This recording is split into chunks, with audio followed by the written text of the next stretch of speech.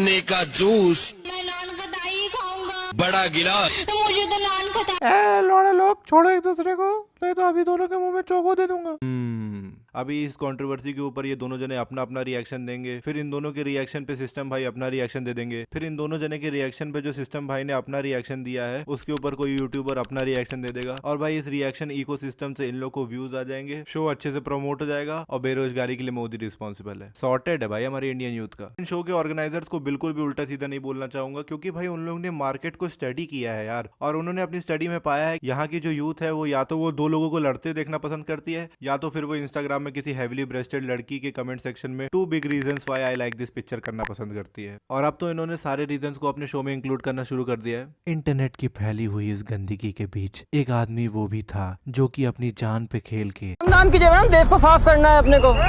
रुक जाइए आप, रुक जाओ। दरिंदों को पकड़ के हेलमेट के आप लोग सब नियम तोड़ रहे हो। उन्हें कैमरा के सामने पेश करता था ताकि भारत का हर एक युवक इनकी हैवानियत का दुष्परिणाम अपनी आंखों से देख सके।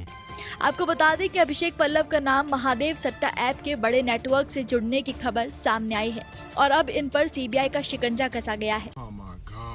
तो गाइस आज हम लोग बात करने वाले हैं हमारे इंडियन पुलिस एक्सपीरियंस के बारे में। जी हाँ, इंडियन पुलिस जो कि 24 घंटे चौकन्ना रहती है।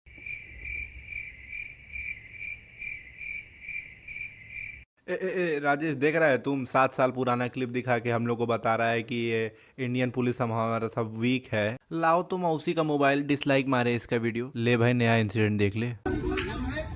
These police officials were sleeping near a PCR vehicle as a man was murdered meters away in Ahmedabad.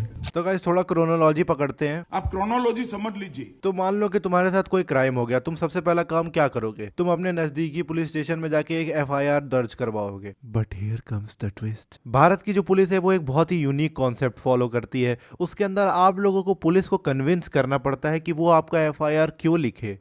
Sir ये जो मेरा भाई है ये सड़क पे चल रहा था और किसी ने इसके सर पर ट्यूबलाइट फोड़ दी। अच्छा तो हम क्या करें इसमें?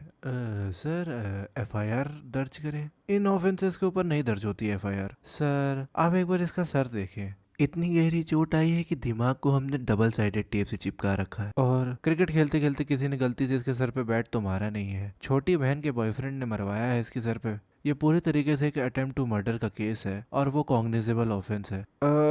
एक काम करो, एक एप्लीकेशन लिख। ये लीजिए सर, मैं घर से लिख के लाया हूँ।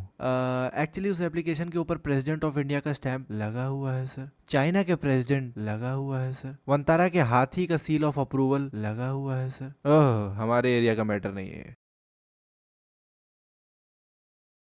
माधर चोद। और ये जो FIR होती है ये सेक्शन 154 CRPC से गवर्न होती है, जिसके अंदर पुलिस जो है वो लीगली बाउंड होती है कॉग्निजेबल ऑफेंस जैसे कि रेप, मर्डर, रॉबरी वगैरह के FIR को रजिस्टर करने के लिए। तो वहां पर तो पुलिस को FIR दर्ज करनी ही करनी है, और पुलिस ये भी बोल के तुम्हारे FIR को रिजेक्ट नहीं कर सकती कि ये जो ऑफेंस हुआ है वो उनके जुरिस्डिक्शन में नहीं हुआ है। वहां पर भी कायदे से उनको 0 FIR दर्ज करनी पड़ती है, और जो कंसर्न पुलिस स्टेशन है वहां पर फॉरवर्ड करनी पड़ती है। लेकिन ये तो ऑन पेपर बात हो गई, और ऑन पेपर तो कुछ लोग अभी भी सिकंदर को हिट बता रहे हैं। बुरा तो उनके लिए लगता है जिन्होंने अपनी ईदी ये देखने के लिए बर्बाद कर दी। चलो मान लेते हैं कि तुमने बाहर जाके एक इंटरव्यू दे दिया और उससे बहुत बड़ा सोशल मीडिया आउटरीच हो गया। सारी 15 साल की लड़कियों ने भाई तुम्हारे लिए टेम्पलेट बना के अपने इंस्टाग्राम स्टोरी पे डाल दिया, और उसका एंड रिजल्ट फाइनली तुम्हारी FIR रजिस्टर हो गई, और अब पुलिस इन्वेस्टिगेशन स्टार्ट करने वाली है। एंड माइंड यू यहाँ पर हम लोग कॉग्निजेबल ऑफेंस के इन्वेस्टिगेशन की बात कर रहे हैं। छोटा मोटा कोई मोबाइल चोरी होने का केस होता तो पुलिस बोल देती नया ले ले, बोल जा।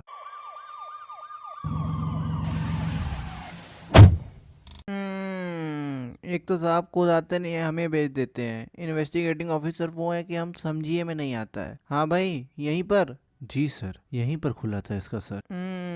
यहाँ तो कोई एविडेंस। सर आप 3 दिन बाद स्पॉट पे आ रहे हैं, अभी तक तो सड़क पे पड़ी हुई कुत्ते की लेढ़ी भी गायब हो चुकी है, क्राइम वेपन तो दूर की बात है।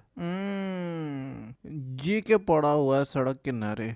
अरे साहब तो बोले थे मर्डर वेपन हटा दिया गया है, बस इधर उधर बकचोदी काट के वापस आ जाना। अरे वाह सर, इसी से खोला गया था इसका सर। अरे इसको हटाओ भाई। एक बात बताओ, तुम कहाँ थे जब ये सब हुआ था? सर मैं तो इसी के साथ था। अच्छा बैठना जरा वैन में। जी हाँ, शान नेपाली के ऊपर जिसने हमला किया था वो और कोई नहीं, उसका दोस्त भूरा बदमाश ही था। भूरा बदमाश ने एक धारदार हथियार से शान नेपाली के सर पे हमला किया और उसकी उस दिन की सारी मोमोज की कमाई लूट ली। और मैं मीडिया के माध्यम से साउथ दिल्ली की लावण्या को भी ये मैसेज देना चाहता हूँ, जिन्होंने इंस्टाग्राम पे पोस्ट किया था इस मैटर के ऊपर कि बेटा when justice is due we apply curfew. मादर चोद। अब कायदे से तो पुलिस को वहां पर टाइमली पहुंच के सारे एविडेंसेस कलेक्ट कर लेने चाहिए और वहां का एरिया जो है वो सील्ड ऑफ कर देना चाहिए, लेकिन जिन कारणों की वजह से आज तक आप अपने जिम क्रश को आस्क आउट नहीं कर पाए हैं, उन्हीं कारणों की वजह से हमारी इंडियन पुलिस भी जरूरी बात कहनी हो, कोई वादा निभाना हो, उसे आवाज देनी हो, उसे वापस बुलाना हो, हमेशा देर कर देता हूँ। तो guys this is it for the video. I hope आप लोग को वीडियो अच्छा लगा हो, कुछ नया मैंने ट्राई करने की कोशिश की है और भी ऐसे एक्सपीरियंस 101 वीडियोस बनाता रहूंगा, तो please make sure to like and subscribe, क्योंकि वही मेरे लिए बख्शीश है। If you know what I mean. Thank you so much for watching.